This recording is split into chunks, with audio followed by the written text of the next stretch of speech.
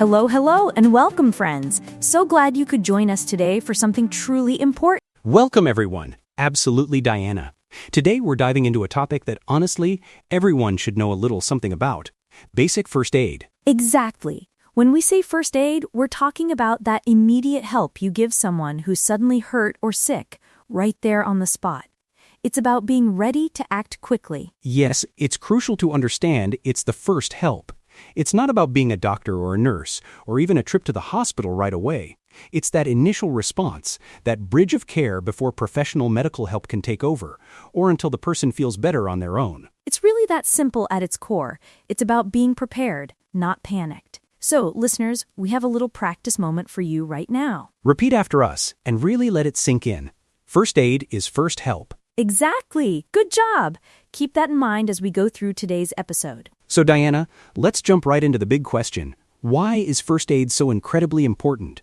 I mean, beyond just the obvious. That's a fantastic starting point, Paul. Honestly, the number one reason, the most profound reason, is that first aid can save a life. It sounds dramatic, but it's true. Think about someone choking or someone bleeding heavily. Those crucial first moments can make all the difference. Absolutely, saving a life is paramount. But it's not always about such dramatic scenarios, is it? Sometimes it's about making a difficult situation a lot more manageable. Like, it can also stop immediate pain. A small burn, a minor cut, getting prompt first aid can relieve discomfort almost instantly. Exactly. And not just that, it can also stop more harm. A small cut, if not cleaned and bandaged, can get infected. A sprain, if not rested, can become much worse. First aid often prevents a minor issue from escalating into a major one. Yes, so it's really about mitigating damage, isn't it? Limiting the injury, preventing further complications. It's about stability and comfort. Totally. So to sum it up for our listeners, first aid is about three incredibly vital things. And these are easy to remember: save life, stop pain, stop harm. Yes, let's say that together, and then our listeners can practice. Ready, Diana? Save life, stop pain, stop harm. That's it. Take a moment, listeners, to internalize those three powerful phrases.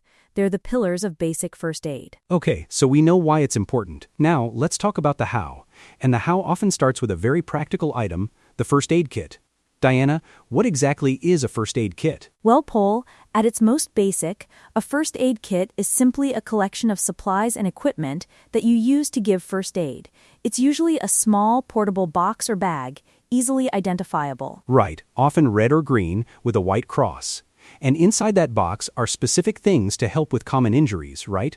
Things like bandages, yes, but also a few other essentials that people might not immediately think of. Exactly. So let's break down some of those must-haves.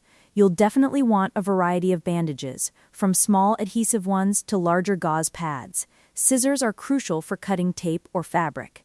Gloves are a must for hygiene and protecting yourself. Tape, of course, to secure those bandages. And cotton, or cotton swabs, for cleaning wounds. It's not just about having them, it's about knowing what they're for. For example, why gloves? Well, to prevent infection, both for you and the person you're helping. It creates a barrier. Absolutely. It's a simple but vital step. Let's say the words slowly for our listeners, and then they can practice. Ready, Paul? Bandage, scissors, gloves, tape, cotton. Excellent. Now you try it, listeners. Make sure you can recall these key items. And don't forget to check your kit regularly. Things expire, you know? Oh, that's such a good point, Paul. Medicines and antiseptic wipes do have expiration dates. You wouldn't want to rely on an out-of-date item in an emergency. The kit is important, yes, but its contents need to be fresh and ready. So true. Keep a first aid kit at home, definitely. Maybe in the bathroom or kitchen, somewhere easily accessible. And honestly, keep one in the car too. You never know when you might need it, whether it's for yourself, a family member, or even a stranger. Exactly. A kit might be small, but its potential for help is truly immense. It's a small investment for a lot of peace of mind. Now, let's move on to some common scenarios. Paul, what's the first thing we should talk about? Let's start with something super common: small cuts. We all get them, right? A kitchen mishap, a paper cut. So Diana, what's the very first step if someone has a small cut? All right, so before you even touch the person or the cut, the absolute first step is to wash your hands thoroughly with soap and warm water. We can't stress this enough. Wash hands. So important. You don't want to introduce more germs into an open wound, right? That just defeats the whole purpose of cleaning it. Exactly. Once your hands are clean, the next step is to gently clean the cut itself. You can do this with cool or lukewarm water, maybe some mild soap if it's really dirty. Just rinse away any dirt or debris. Okay, so clean hands, then clean the cut. After cleaning, what's the next logical step to protect it? After cleaning, once the area is dry, you apply a clean bandage. This protects the wound from further dirt and bacteria and helps it heal faster. Make sure it's not too tight, but snug enough to stay on. So we've got a clear process here. Let's repeat those steps, because they're fundamental. Ready, Diana? Ready! Wash hands. Clean cut. Put bandage. Listeners, say it with us. Practice makes perfect, recall, which is key in a moment of need. Now, a very important distinction, Diana. What if the cut isn't small? What if it's deeper, or it's bleeding a lot? That's a critical point. If the cut is deep, wide open, won't stop bleeding after applying pressure for a few minutes, or if you suspect something is lodged inside it, then you absolutely need to go to the doctor. Don't try to manage that at home. Yes, small cuts we can handle with a bandage. Big cuts, or anything that looks serious, that's when you need professional medical attention. Better safe than sorry, always. All right, moving on to another common household injury that can be quite painful: burns. Paul, what if someone accidentally touches something hot, like a stove or a hot iron? Oh, that's a classic one. That, my friends, is a burn. And the immediate reaction is usually to recoil, right? But what do we actually do to help it? Exactly. The key here is to cool the burn down as quickly as possible. So you put the burned area under cool running water. Not freezing cold, just cool. And this is a really important distinction. Cool water, not ice. I know a lot of people might instinctively grab ice, thinking it will cool it faster, but that can actually do more harm than good. You got it, Paul. Ice can cause frostbite or further damage to already injured skin. Cool water is perfect because it helps to reduce the heat in the skin, which stops the burning process and helps prevent the burn from getting worse. How long should you keep it under cool water, Diana? Is it just a quick splash? No, it's not a quick splash. You should keep it under cool running water for at least 10 to 20 minutes. It feels like a long time, but it's crucial for cooling the tissue down. Then, you can loosely cover it with a non-stick dressing if available. Okay, let's consolidate this for our listeners with another practice moment. Ready, Diana? Ready. Say, burn. Cool water, not ice. Remember that sequence. Good job. Now, again, the distinction. What if the burn is more than just a small, superficial burn? When do we seek more help? If the burn is bigger than the palm of your hand, if it causes blistering that's large, if it's on the face, hands, feet, or genitals, or if the skin looks charred or white, those are all signs to get professional medical help immediately. For a small, red burn that doesn't blister, cool water is often enough, but any doubt, get it checked. Got it. Small burn, cool water.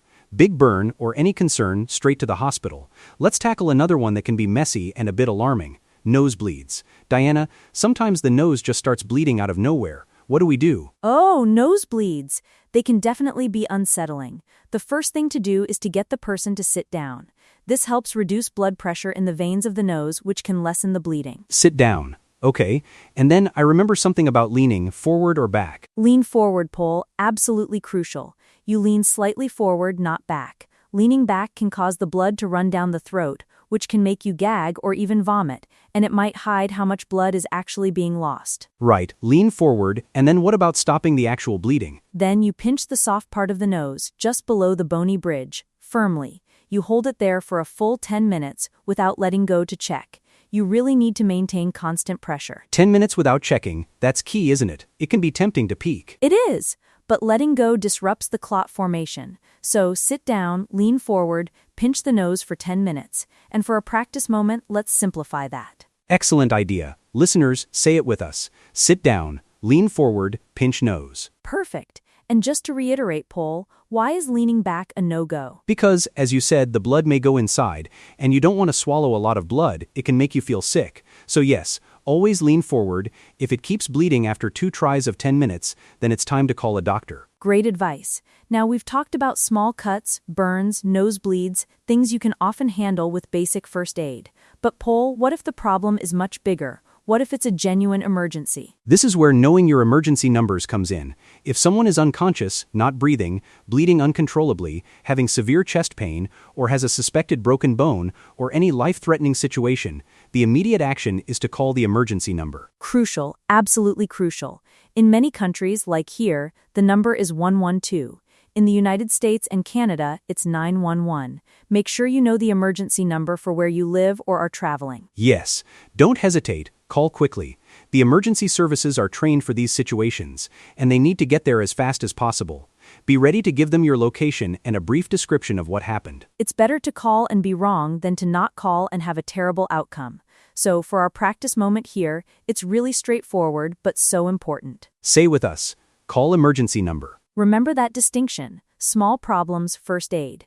Big, life-threatening problems, emergency call. Don't get those confused. Now, Diana, we've covered a lot of practical steps and specific injuries, but there's one overarching, almost psychological piece of advice that is just as important as any bandage or phone number. What is it? Oh, I know exactly what you're talking about, Paul. It's to stay calm. Seriously, it's probably the hardest thing to do in an emergency, but it's vital. Yes, do not panic. Panicking can make you forget steps, make mistakes, or even scare the injured person more. A calm mind helps everyone. It really does. If you're calm, you can think more clearly, remember the steps we've talked about, and act effectively. Take a deep breath if you need to. Remind yourself that you've got this, and you're just doing your best to help. Exactly. Even if you don't know everything, just remembering to stay calm is a huge first step. Let's do a practice moment for this too. Okay, listeners, repeat after us. Stay calm. Do not panic. All right, that was a lot of really good, actionable information today. Let's do a quick review for everyone, just to make sure these key points stick. Great idea, Paul. So remember, at its heart, first aid is first help. And it's incredibly powerful because first aid saves life, stops pain, and stops harm. Always have and know how to use your first aid kit, stocked with bandages, scissors, gloves, tape, and cotton. For small cuts, the steps are clear. Wash hands, clean the cut, then put a bandage on it. For burns, remember, cool water, not ice, for at least 10 to 20 minutes. Nosebleeds require a specific approach. Sit down, lean forward, and pinch your nose for 10 minutes. For big, serious problems, the rule is simple. Call your emergency number immediately. And through all of this, the most human advice. Always stay calm. Let's do one last practice moment, summing up the core messages. Say, first aid saves life. Stay calm. That's it. Powerful, concise, and incredibly important. Thank you so much for listening today, friends. Thank you. We really encourage you to take these simple words and practice them, think about them, and maybe even put together your own first aid kit today if you don't have one. Yes. Repeat, repeat, repeat. The more familiar you are with these steps, the more confident and capable you'll be if you ever need to act. Absolutely. It's about empowering yourself to help. And remember that core message we started with and kept coming back to. First aid is first help. Indeed. Stay safe out there, everyone, and be ready to lend a helping hand. We'll catch you next time. Bye for now.